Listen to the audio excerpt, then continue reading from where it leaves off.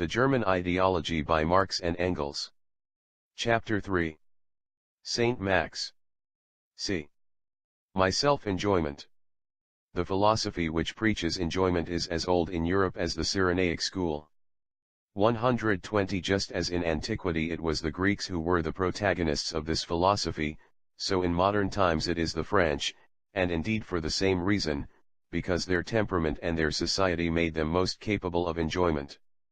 The philosophy of enjoyment was never anything but the clever language of certain social circles who had the privilege of enjoyment.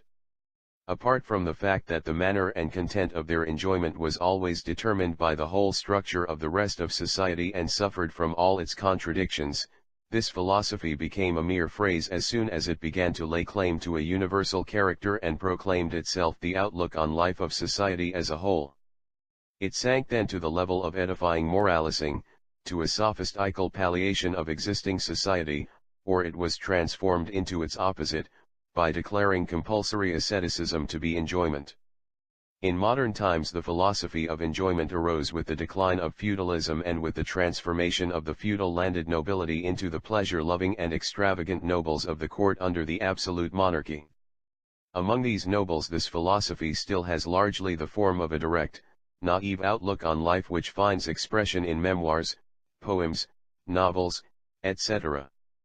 It only becomes a real philosophy in the hands of a few writers of the revolutionary bourgeoisie, who, on the one hand, participated in the culture and mode of life of the court nobility and, on the other hand, shared the more general outlook of the bourgeoisie, based on the more general conditions of existence of this class.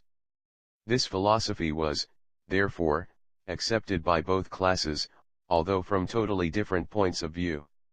Whereas among the nobility this language was restricted exclusively to its estate and to the conditions of life of this estate, it was given a generalized character by the bourgeoisie and addressed to every individual without distinction. The conditions of life of these individuals were thus disregarded and the theory of enjoyment thereby transformed into an insipid and hypocritical moral doctrine. When, in the course of further development, the nobility was overthrown and the bourgeoisie brought into conflict with its opposite, the proletariat, the nobility became devoutly religious, and the bourgeoisie solemnly moral and strict in its theories, or else succumbed to the above-mentioned hypocrisy, although the nobility in practice by no means renounced enjoyment, while among the bourgeoisie enjoyment even assumed an official, economic form, that of luxury. The following passage is crossed out in the manuscript. In the Middle Ages the pleasures were strictly classified. Each estate had its own distinct forms of pleasure and its distinct manner of enjoyment. The nobility was the estate privileged to devote itself exclusively to pleasure, while the separation of work and enjoyment already existed for the bourgeoisie and pleasure was subordinated to work. The serfs, the class destined exclusively to labor, had only extremely few and restricted pleasures, which came their way mostly by chance, depended on the whim of their masters and other contingencies, and are hardly worth considering. Under the rule of the bourgeoisie the nature of the pleasures depended on the classes of society. The pleasures of the bourgeoisie are determined by the material brought forth by this class at various stages of its development, and they have acquired the tedious character which they still retain from the individuals and from the continuous subordination of pleasure to money-making. The present crude form of proletarian pleasure is due, on the one hand, to the long working hours, which led to the utmost intensification of the need for enjoyment, and, on the other hand, to the restriction, both qualitative and quantitative, of the means of pleasure accessible to the proletarian. In general, the pleasures of all hitherto existing estates and classes had to be either childish, exhausting, or crude, because they were always completely divorced from the vital activity, the real content of the life of the individuals, and more or less reduced to imparting an illusory content to a meaningless activity. The hitherto existing forms of enjoyment could, of course, only be criticized when the contradiction between the bourgeoisie and the proletariat had developed to such an extent that the existing mode of production and intercourse could be criticized as well.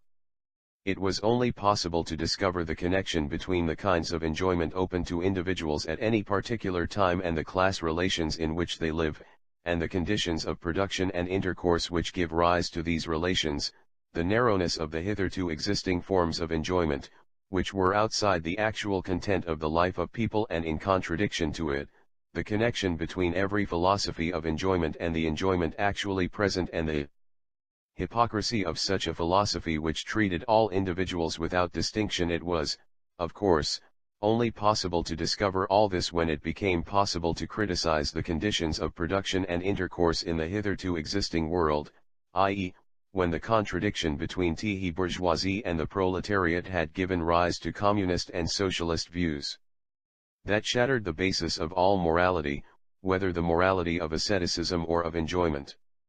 Our insipid, moralising Sancho believes, of course, as his whole book shows, that it is merely a matter of a different morality, of what appears to him a new outlook on life, of getting out of one's head a few fixed ideas, to make everyone happy and able to enjoy life. Hence the chapter on self-enjoyment could at most reproduce under a new label the same phrases and maxims which he had already so frequently had the self-enjoyment of preaching to us. This chapter has only one original feature, namely that he deifies and turns into philosophical German all enjoyment, by giving it the name self-enjoyment. While the French philosophy of enjoyment of the 18th century at least gave a witty description of the gay and audacious mode of life that then existed, Sancho's whole frivolity is limited to such expressions as consuming and squandering, to images such as the light, it should read a candle, and to natural scientific recollections which amount either to belletristic nonsense such as that the plant imbibes the air of the ether and that songbirds swallow beetles, or else to wrong statements, for example, that a candle burns itself. On the other hand, here we again enjoy all the solemn seriousness of the statements against the holy, which, we are told, in the guise of vocation, designation, task and ideal has hitherto spoiled people's self-enjoyment. For the rest, without dwelling on the more or less dirty forms in which the self in self-enjoyment can be more than a mere phrase, we must once more as briefly as possible outline for the reader Sancho's machinations against the holy, with the insignificant modulations occurring in this chapter. Revolutionary tasks. To recapitulate briefly, vocation, designation, task, ideal are either 1. The idea of the revolutionary tasks laid down for an oppressed class by the material conditions, or 2. Mere idealistic paraphrases, or also the apt conscious expression of the individual's modes of activity which owing to division of labor have assumed independent existence as various professions, or 3. The conscious expression of the necessity which at every moment confronts individuals, classes and nations to assert their position through some quite definite activity, or 4. The conditions of existence of the ruling class, as determined by the preceding development of production, ideally expressed in law, morality, etc., to which conditions the ideologists of that class more or less consciously give a sort of theoretical independence. They can be conceived by separate individuals of that class as vocation, etc., and are held up as a standard of life to the individuals of the oppressed class, partly as an embellishment or recognition of domination, partly as a moral means for this domination. It is to be noted here, as in general with ideologists, that they inevitably put the thing upside down and regard their ideology both as the creative force and as the aim of all social relations, whereas it is only an expression and symptom of these relations. As for our Sancho, we know that he has the most ineradicable faith in the illusions of these ideologists. Because people, depending on their various conditions of life, construct various notions about themselves, that is about man, Sancho imagines that the various ideas created the various conditions of life and thus the wholesale manufacturers of these ideas, i.e., the ideologists, have dominated the world. Cf. page 433. Thinkers rule in the world, thought rules the world, priests or schoolmasters stuff their heads with all sorts of trash, they imagine a human ideal which other people have to take as a guide, p. 442. Sancho even knows exactly the conclusion by virtue of which people were subjected to the fancies of the schoolmasters and owing to their stupidity subjected themselves to these fancies. Because it is conceivable for me, the schoolmaster, it is possible for people, because it is possible for people, it means that they ought to be such, it was their vocation, and, finally, it is only according to this vocation, only as persons having a vocation, that one must judge human beings. And the further conclusion? It is not the individual who is man, but it is a thought, an ideal, that is man, p. 441. Species mankind. All collisions in which, owing to their actual conditions of life, human beings become involved with themselves or with others appear to our schoolmaster Sancho as collisions between people and their ideas about the life of man, ideas which they either have put themselves into their heads or have allowed schoolmasters to put into their heads. If they manage to get these ideas out of their heads, how happily these unfortunate beings could live, what capers they could cut, whereas now they have to dance to the pipe of the schoolmasters and bear leaders. p. 435. The lowest of these bear leaders is Sancho, for it is only himself whom he leads by the nose. If, for example, people almost always and almost everywhere in China as well as in France did not get it into their heads that they suffer from overpopulation, what an overflowing abundance of the means of existence would these unfortunate beings suddenly have at their disposal. Under the pretext of writing a treatise on possibility and reality, Sancho here once more attempts to put forward his old story of the rule of the holy in the world. For him everything a schoolmaster gets into his head about me is possible, and then Sancho can easily prove that this possibility has no reality except in his head. His solemn assertion that behind the word possible lay concealed the most momentous misunderstanding of thousands of years, p. 441, is sufficient proof that it is impossible for him to conceal behind word s the consequences of his abundant misunderstanding of thousands of years.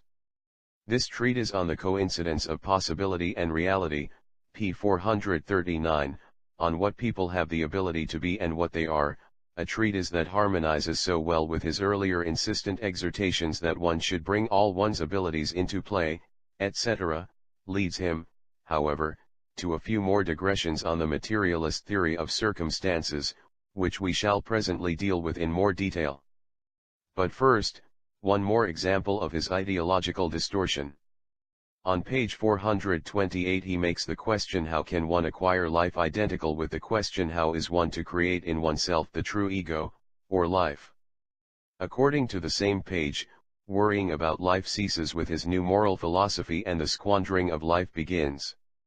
Our Solomon expresses still more eloquently the miraculous power of his allegedly new moral philosophy in the following saying: regard yourself as more powerful than others say you are, then you will have more power, value yourself more and you will have more, p. 483.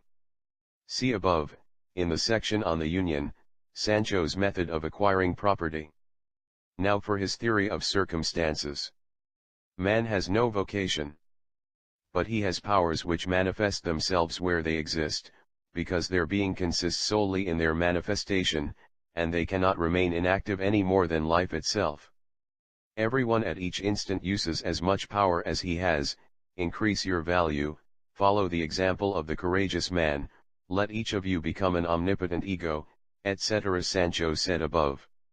One's powers can indeed be intensified and multiplied, particularly by hostile resistance or friendly support, but where their application is missing one can be sure that they are absent. It is possible to strike fire from a stone, but without striking it, nothing comes out. Similarly man needs an impulse. Since powers always prove to be operative of themselves, the injunction to use them would be superfluous and senseless. Power is merely a simpler word for manifestation of power, pages 436, 437. Egoism in agreement with itself, which just as it pleases brings or does not bring its powers or abilities into play and which applies the jus utendi et abutendi to them, here suddenly and unexpectedly comes to grief. Once they are present, the forces here all of a sudden act autonomously, without caring about Sancho's pleasure, they act like chemical or mechanical forces, independently of the individual who possesses them. We learn further that a force is not present if its manifestation is missing, the correction being made that power requires an impulse for its manifestation. We do not learn, however, how Sancho will decide whether it is the impulse or the power that is lacking when the manifestation of power is deficient. On the other hand, our unique investigator of nature teaches us that it is possible to strike fire from a stone, and, as is always the case with Sancho, he could not have chosen a more unfortunate example. Sancho, like a simple village schoolmaster, believes that the fire he strikes in this way comes from the stone, where it was previously latent. But any fourth-form schoolboy could tell him that in this method of obtaining fire, a method long forgotten in all civilized countries, by the friction of steel and stone, particles which become red-hot owing to this friction are separated from the steel, and not from the stone, that, consequently, the fire, which for Sancho is not a definite relation, at a definite temperature, of certain bodies to certain other bodies, in particular oxygen, but is an independent thing, an element, a fixed idea, the wholly that this fire does not come either from the stone or from the steel. Sancho might just as well have said, one can make bleached linen from chlorine, but if the impulse, viz., the unbleached linen, is lacking, then nothing comes out. We shall take this opportunity, for Sancho's self-enjoyment, of noting an earlier fact of unique natural science. In the Ode on Crime it is stated, "Is there not a distant peal of thunder? And do you not see how the sky, filled with foreboding, is silent and overcast?" p. 319 of the book. It thunders and the sky is silent. Hence Sancho knows of some other place than the sky from which thunder comes. Further, Sancho notices the silence of the sky by means of his organ of sight, a feat which no one will be able to imitate. Or perhaps Sancho hears thunder and sees silence, so that the two phenomena can take place simultaneously. We saw how Sancho in dealing with apparitions made mountains represent the spirit of loftiness. Here the silent sky represents for him the spirit of foreboding. Incidentally, it is not clear why Sancho here rails against the injunction to see one's powers. This injunction, after all, could possibly be the missing impulse, which, it is true, fails to have effect in the case of a stone, but the efficacy of which Sancho could observe during the exercises of any battalion. That the injunction is an impulse even for his feeble powers follows also from the fact that for him it turns out to be a stumbling block. Anstoß impulse, shock, scandal, offense, Stein die Anstoßes stumbling block. Consciousness is also a power which, according to the doctrine which has just been enunciated, always proves to be operative of itself. In accordance with this, therefore, Sancho ought not to have set out to change consciousness, but at most the impulse which affects consciousness. Consequently Sancho would have written his whole book in vain. But in this case, of course, he regards his moral preaching and injunctions as a sufficient impulse. What an individual can become he will become. A born poet may be prevented, owing to unfavorable circumstances, from being abreast of the times and creating great works of art, for which much study is indispensable, but he will compose poetry whether he is an agricultural laborer or has the good fortune to live at the Weimar court. A born musician will occupy himself with music, no matter whether on all instruments. He found this fantasy about all instruments in Proudhon. See Communism, or only on a shepherd's reed. Virgil's eclogues, of course, again come into the mind of our schoolmaster. A born philosophical intellect can prove its worth either as a university philosopher or a village philosopher. Finally, a born dunce always remains a blockhead.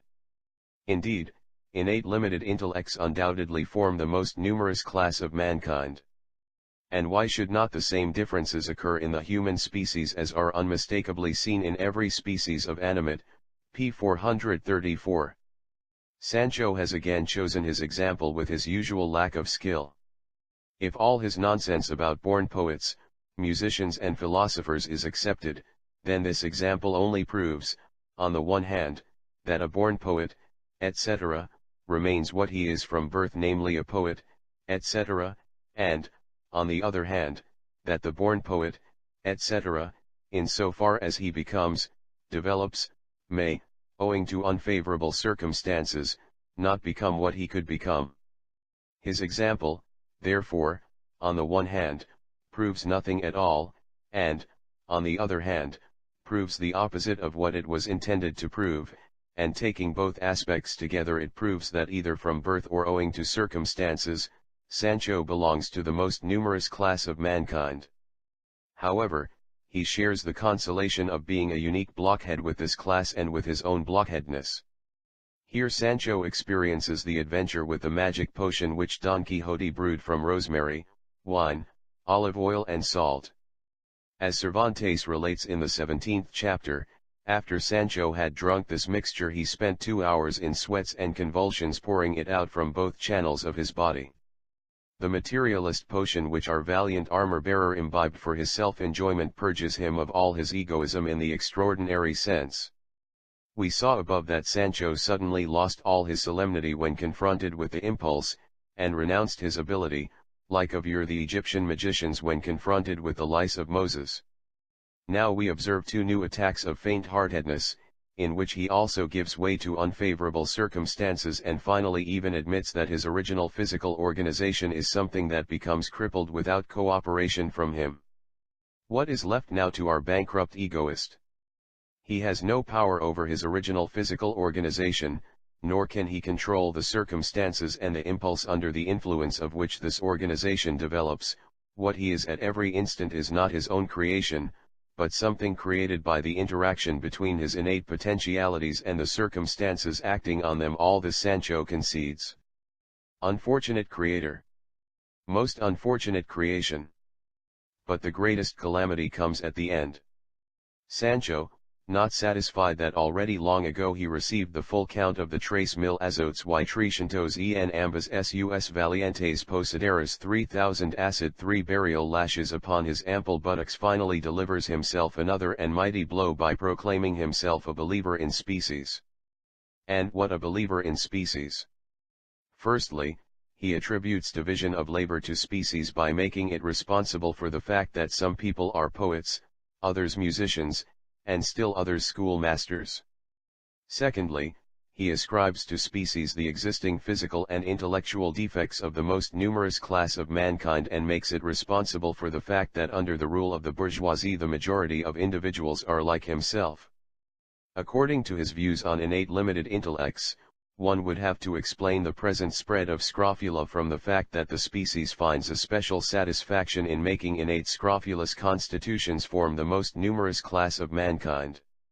Even the most ordinary materialists and medical men had got beyond such naive views long before the egoist, in agreement with himself, was called upon by the species, unfavorable circumstances and the impulse to make his debut before the German public. Just as previously Sancho explained all crippling of individuals, and hence of their relations, by means of the fixed ideas of schoolmasters, without worrying about the origin of these ideas, so now he explains this crippling as merely due to the natural process of generation. He has not the slightest idea that the ability of children to develop depends on the development of their parents, and that all this crippling under existing social relations has arisen historically, and in the same way can be abolished again in the course of historical development. Even naturally evolved differences within the species, such as racial differences, etc., which Sancho does not mention at all, can and must be abolished in the course of historical development. Sancho, who in this connection casts a stealthy glance at zoology and so makes the discovery that innate limited intellects form the most numerous class not only among sheep and oxen, but also among polyps and infusoria, which have no heads at all, has perhaps heard that it is possible to improve races of animals and by crossbreeding to create entirely new, more perfect varieties both for human enjoyment and for their own self-enjoyment. Why should not Sancho be able to draw a conclusion from this in relation to people as well? We shall take this opportunity to introduce episodically Sancho's transformations in relation to species. We shall see that his attitude to species is exactly the same as to the holy. The more he blusters against it, the more he believes in it. No, we have already seen that species engenders division of labor and the crippling that takes place under existing social circumstances, and indeed in such a way that the species together with its products is regarded as something immutable under all circumstances, as outside the control of people. No 2. Species is already realized owing to inherent constitution. On the other hand, what you make of this constitution, according to what was said above, this ought to be, what circumstances make of it, is the realization of you. Your hand is fully realized in the sense of species, otherwise it would not be a hand but, let us say, a paw. You make of it what and how you wish it to be and what you can make of it. Wigand, pages 184, 185. Here Sancho repeats in a different form what was already said in No. I. We have seen, therefore, from what has been said so far that species, independently of control by individuals and the stage of their historical development, brings into the world all physical and spiritual potentialities, the immediate existence of individuals and, in embryo, division of labor. No. 3. Species remains as impulse, which is only a general term for the circumstances that determine the development of the original individual, again engendered by species. For Sancho, species is here precisely the same mysterious force which other bourgeois call the nature of things and which they make responsible for all relationships that are independent of them as bourgeois, and whose interconnection, therefore, they do not understand. No. 4. Species taken as what is possible for man and required by man forms the basis of the organization of labor in Stirner's Union, where likewise what is possible for all and required by all is regarded as a product of species. No. V. We have already heard about the role that agreement plays in the Union. Page 462, if it is a matter of coming to an agreement or communicating with one another, then, of course, I can only make use of the human means that are at my disposal because I am at the same time a man, i.e., a specimen of the species. Here, therefore, language is regarded as a product of the species. That Sancho speaks German and not French, however, is something he in no way owes to the species, but to circumstances. Incidentally, in every modern developed language, partly as a result of the historical development of the language from pre-existing material, as in the Romance and Germanic languages, partly owing to the crossing and mixing of nations, as in the English language, and partly as a result of the concentration of the dialects within a single nation brought about by economic and political concentration, the spontaneously evolved speech has been turned into a national language. As a matter of course, the individuals at some time will take completely under their control this product of the species as well. In the Union, language as such will be spoken, holy language, the language of the Holy Hebrew, and indeed the Aramaic dialect spoken by that corporeal essence, Christ. This occurred to us here against the expectation of Sancho, and indeed exclusively because it seems to us that it could help to clarify the remainder. No. 6. On pages 277, 278, we learn that the species reveals itself in nations, towns, estates, diverse corporations and, finally, in the family, hence it is perfectly logical that up to now it has made history.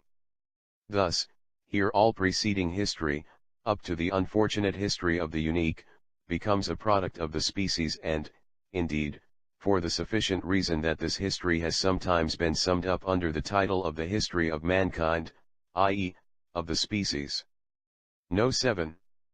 In what has been said so far, Sancho has attributed to the species more than any mortal had ever done before him, and he now sums it up in the following proposition. Species is nothing, species is only a conception, spirit, spectre, etc. p. 239.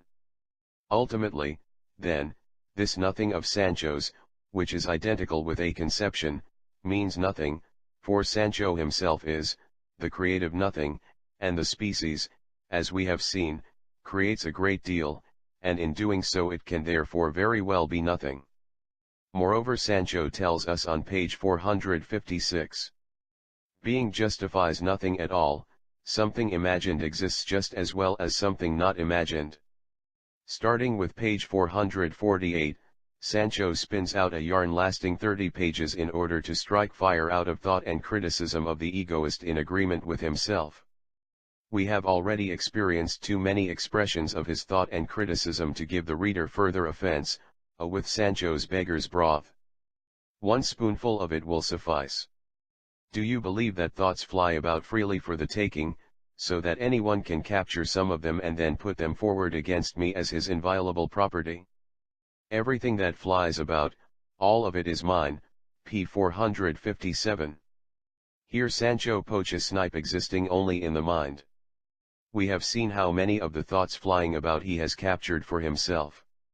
He fancied that he could catch them as soon as he put the salt of the holy on their tails. This colossal contradiction between his actual property in regard to thoughts and his illusions on that score may serve as a classic and striking example of his entire property in the extraordinary sense.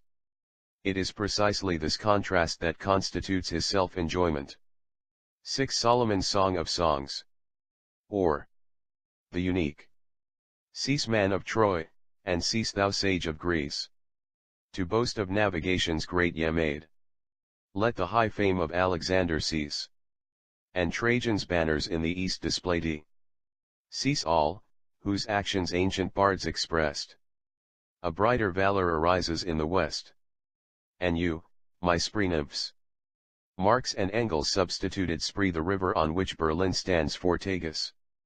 Give me a mighty fury, nor rude reeds, or rustic bagpipes sound, but such as war's load instrument, the noble trumpet, breeds, which fires the breast, and stirs the blood to jars. This and the following quotations are from Louis de Cames, Lugida. Give me, O nymphs of the spree, a song worthy of the heroes who fight on your banks against substance and man, a song that will spread over the whole world and will be sung in all lands, for it is a matter here of the man whose deeds are beyond what strength of human nature here, greater than mere human power can perform, the man who acquired a modern scepter which to heaven aspired, who has founded a new kingdom among a far-off people, viz. the Union. It is a matter here of being a fair and tender blossom of that tree, beloved by him, who dyd on one for man. Of the tender and young blossoming shoot of a tree especially loved by Christ, a tree which is nothing less than certain hope to extend the pale one day, of narrow Christianity.